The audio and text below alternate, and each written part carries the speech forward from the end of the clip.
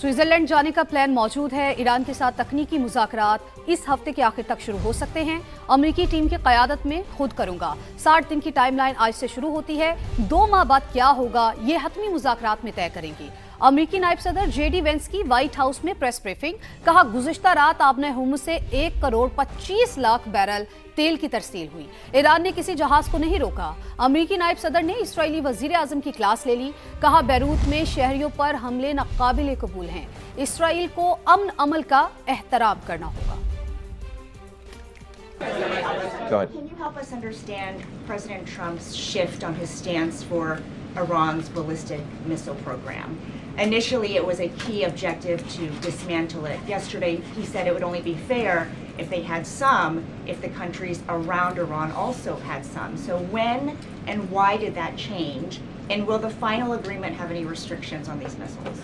So we destroyed a substantial number of their ballistic missiles and their ballistic missile launchers themselves. It's not just the bullets, but it's the actual gun. And that's what we were extremely effective at in destroying during the last 3 months of the campaign.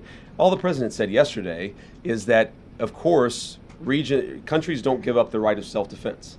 Israel doesn't give up the right of self-defense if Hezbollah fires rockets or drones at Israel. The Iranians don't give up the right of self-defense in their country, but we do expect that as part of the final deal, they are not going to be able to build the kind of missiles that can broadly threaten the entire world. And that's what the President of the United States said yesterday. And look, I mean, it's very simple. You can't tell a country, whether Israel or Iran, they're not allowed to have any self-defense. That's not what the president has asked. That's not what the president has requested. But as part of the final deal, what we want to see is Iran not funding regional instability, funding regional terrorism, and of course trying to rebuild their nuclear weapons program. That's the main thing.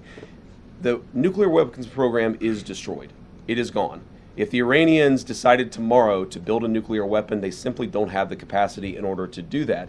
What we're trying to ensure is they don't rebuild that capacity, not just a year from now, 2 years from now, but many, many years from now, so that our children never have to worry about a state sponsor of terrorism having a nuclear weapon.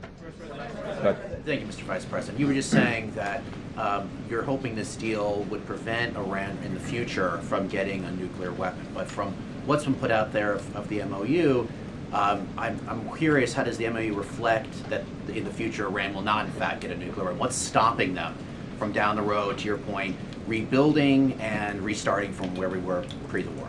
Well, number one, they would have to get a lot of money in order to rebuild their nuclear program. You're talking about billions and billions of nuclear infrastructure that the United States destroyed. In order for them to rebuild that program, they would have to get a lot of money. And we have them in an economic chokehold right now that we're not going to release until they fundamentally change their behavior. What would that look like? That would mean a real inspections regime. That would mean a real enforcement regime. As the MOU contemplates, that would mean the destruction of their enriched stockpile. All of these things are the sorts of steps you're going to take if you're serious about ending your nuclear weapons program.